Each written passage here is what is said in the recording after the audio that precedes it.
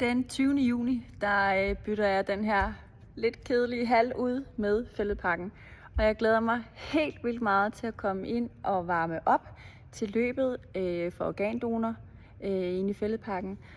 Og det bliver bare en fest at få lov til at være med til at sætte jer i gang til det her løb. Og man kan både være med i Fælledparken, og man kan også godt deltage derhjemmefra, skulle jeg til at sige, så man løber virtuelt en egen rute. Så altså, jeg håber virkelig meget, at vi ses til god stemning, og ja, til lidt noget andet end en halv, og til at give den gas. Så jeg glæder mig til, at vi ses. PS.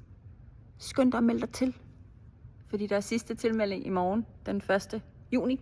Så skynd dig at melde dig til.